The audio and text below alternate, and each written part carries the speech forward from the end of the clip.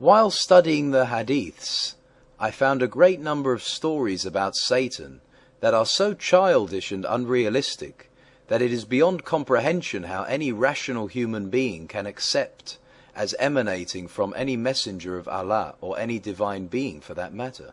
Will you give us examples?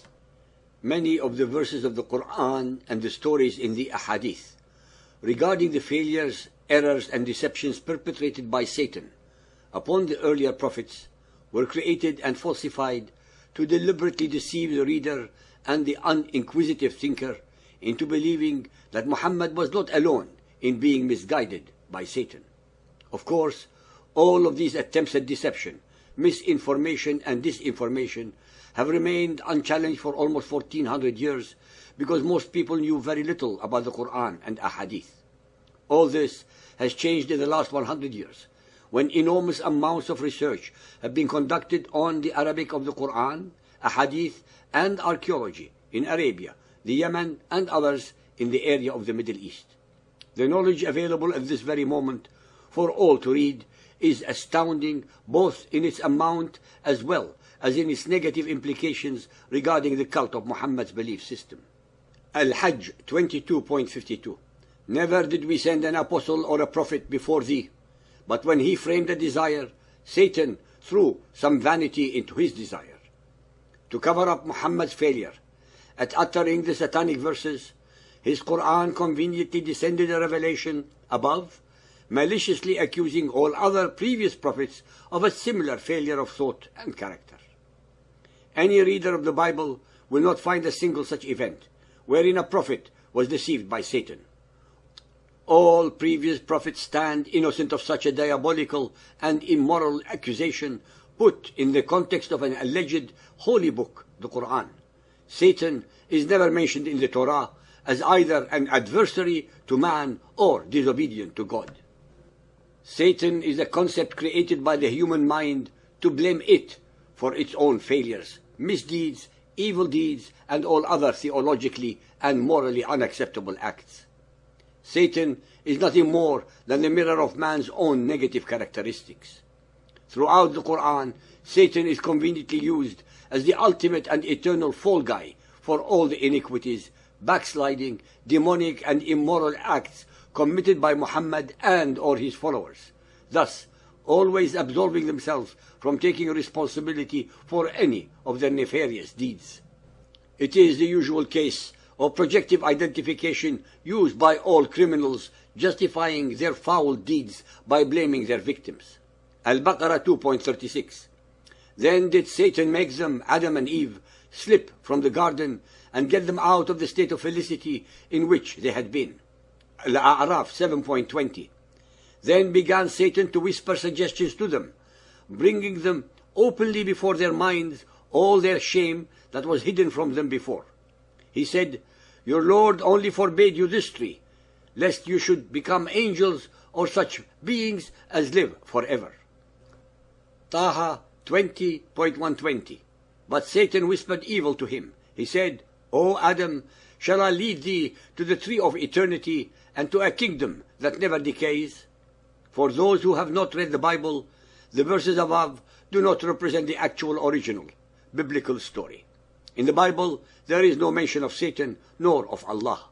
There is also no mention of the tree of eternity, but there is mention of the tree of knowledge. Muhammad's Quran, as usual, got everything wrong yet again. Al-Kahf 18.63.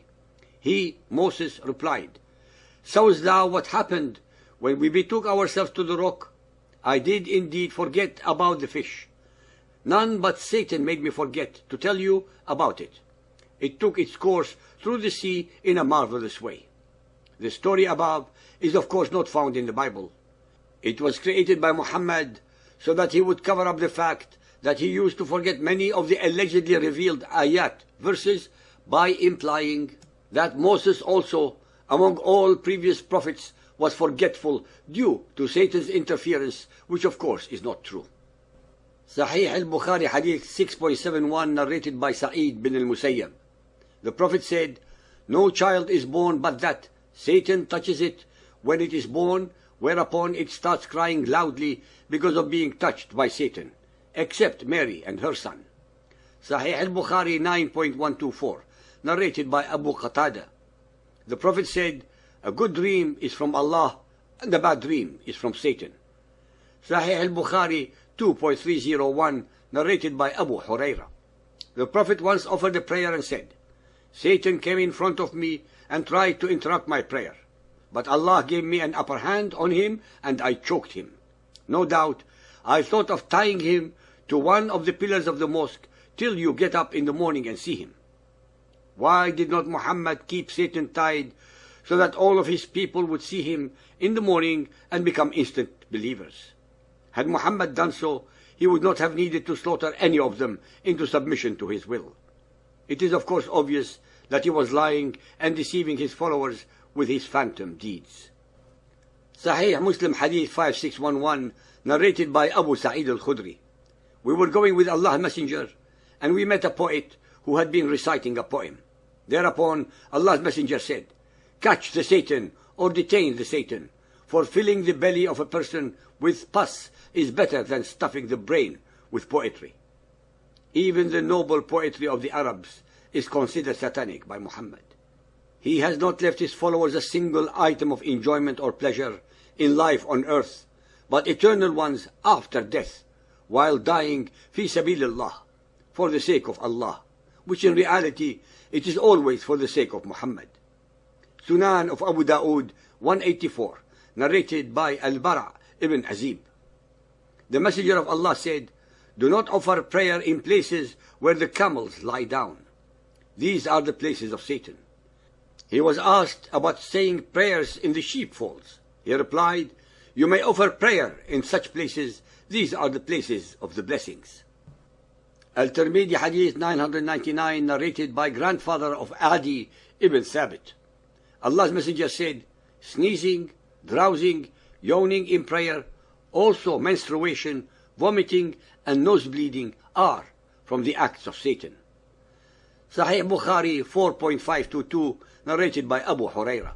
The Prophet said, when you hear the crowing of cocks, ask for Allah's blessings, for their crowing indicates that they have seen an angel. And when you hear the braying of donkeys, seek refuge with Allah from Satan, for their braying indicates that they have seen a Satan. Sahih Bukhari 9.212, narrated by Salim's father. The Prophet stood up beside the pulpit and pointed with his finger towards the east and said, afflictions are there, from where the side of the head of Satan comes out, or said, the side of the sun. Sahih al-Bukhari 9.126, narrated by Abu Sa'id al-Khudri. The Prophet said, whoever sees me in a dream, then he indeed has seen the truth, as Satan cannot appear in my shape. Muhammad is forever humble. Sahih Muslim 5008, narrated by Abdullah ibn Umar. Allah's Messenger said, when any one of you intends to eat a meal, he should eat with his right hand.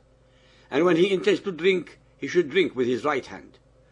For the Satan eats with his left hand and drinks with his left hand. Sahih Muslim 5279, narrated by Abu Huraira. Allah's Messenger said, the bell is the musical instrument of the Satan. Sahih al-Bukhari 4.492, narrated by Abdullah. It was mentioned before the Prophet that there was a man who slept the night till morning after sunrise. The Prophet said, he is a man in whose ears Satan had urinated. Believers and unbelievers, these are only a very small sample of hundreds upon hundreds more of such incoherent, and utterly dim-witted sayings from the mouth of allegedly the greatest of all of Allah's prophets. I leave it to you, our listeners or readers, to make up your own minds.